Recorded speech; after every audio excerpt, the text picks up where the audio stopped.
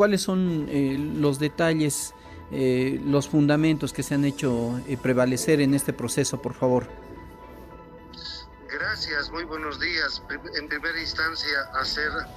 algunos antecedentes sobre el proceso. Es preciso señalar que este proceso data más o menos de hace casi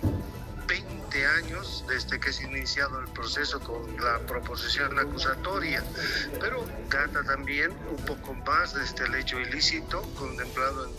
entre los años 90, específicamente 93 al 2001 aproximadamente, sobre el tema de la permisión que en su momento tuvieron los expresidente de la República en ese entonces, hoy Estado Plurinacional de Bolivia, Gonzalo Sánchez de Lozada, y otros, evidentemente, que hacen que estos que cometieron el hecho ilícito, hoy declarados culpables, inicia obviamente con el hecho de considerarlos culpables y autores del delito de incumplimiento de deberes y conducta antieconómica, considerando que el día de ayer se emitió una sentencia condenatoria para el principal acusado, que era Gonzalo Sánchez de Lozada, por una pena privativa de libertad de 6 años y 3 meses, y para el resto, exministros, exviceministros, con una sentencia condenatoria de 5 años y una inhabilitación para el ejercicio de la función pública. Eso contempla la sentencia, considerando que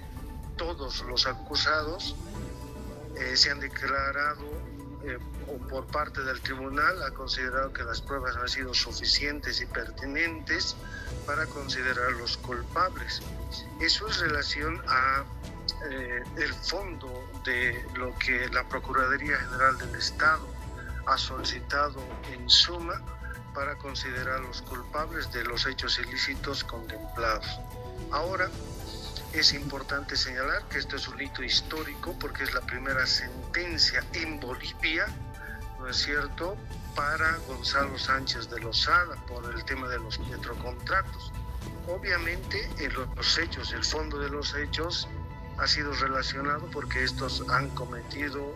los ilícitos de incumplimiento y conducta antieconómica por no haber remitido, ¿no?, uno de los fundamentos,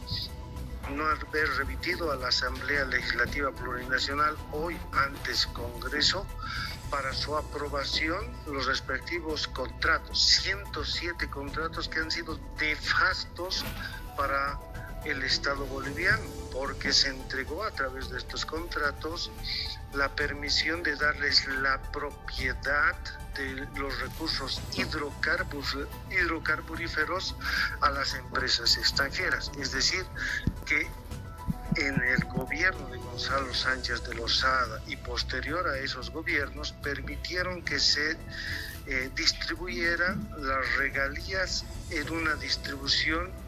no equivalente. Vale decir que el 18% estaba para las empresas privadas para el Estado boliviano, y el 82% para las empresas privadas. Cabe resaltar que en uno solamente, fíjese usted, en uno de los 107 contratos que estaba en el pliego acusatorio, ¿no es cierto?, estaba el campo San Alberto, que en su momento, ya desde la década de los 90, este pozo petrolero contemplaba, por ejemplo, que este ya era una reserva hidrocarburífera. Empero, ¿no es cierto?, en el gobierno de estos malos mandatarios, Gonzalo Sánchez de Lozada y los siguientes, permitieron que ese contrato se lo contemplara como nuevo. Es decir, que en esa época, más o menos, estamos hablando de solamente un contrato,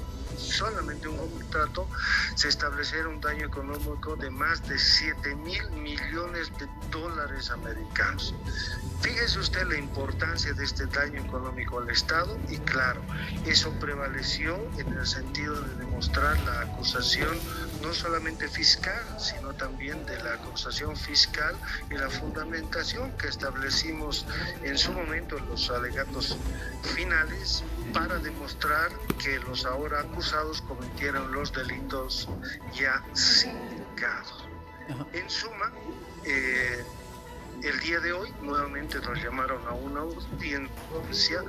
para la lectura íntegra de la sentencia, ¿no es cierto? Por mayoría absoluta, es decir, de los 9 magistrados a nivel nacional,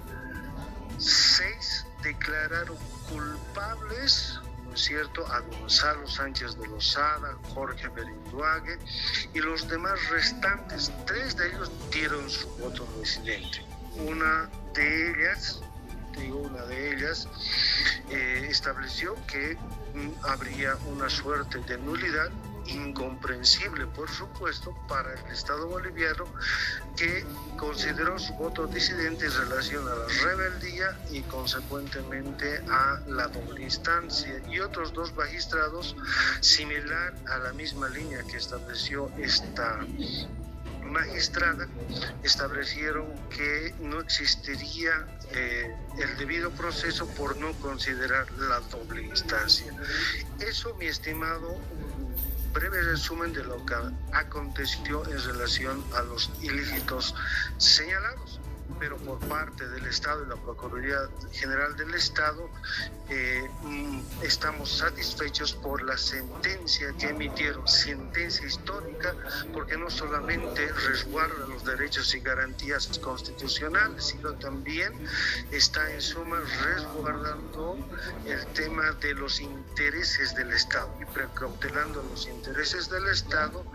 Hacemos referencia y hacemos hincapié, obviamente, que esta sentencia es ejemplificadora porque nos permite ir a la reparación civil una vez que se ejecutore la sentencia. Eso es en cuanto podemos informar a la población. Doctor, ahora, ¿de qué manera se prevé hacer cumplir la sentencia como tal contra las personas señaladas, contra los acusados, teniendo en cuenta de que ellos han sido declarados en rebeldía? Ninguno se ha presentado a las audiencias, o nos corrige por favor si alguno de ellos ha estado con una defensa particular. Se han resguardado todas las garantías y derechos constitucionales. Recuérdese que estábamos con no solamente las modificaciones de la 1390, es decir, la ley 1390, que permitió que ellos estén protegidos con una defensa técnica, es decir, que estaban con un abogado por parte de una entidad pública, pero más allá de esa situación, se han cumplido todos los procedimientos, pero sobre todo las garantías constitucionales al debido proceso y sobre todo a la defensa. En suma, cabe resaltar que esto, una vez que se ejecutó la sentencia, estamos habilitados para la solicitud de la reparación civil, considerando que en la última parte de la sentencia emitida por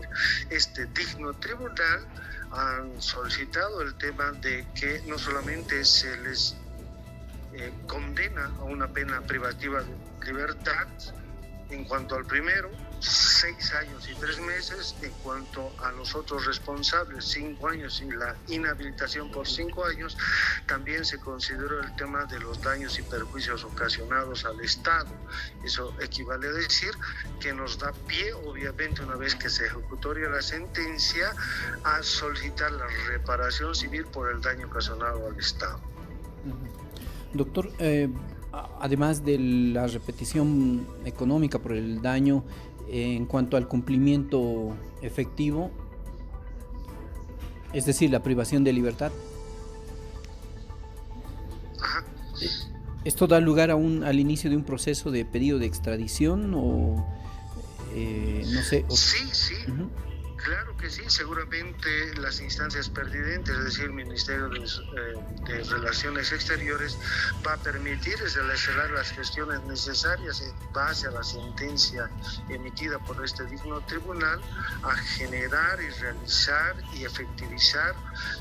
no solamente el tema de la extradición, sino también el cumplimiento efectivo de esta sentencia condenatoria.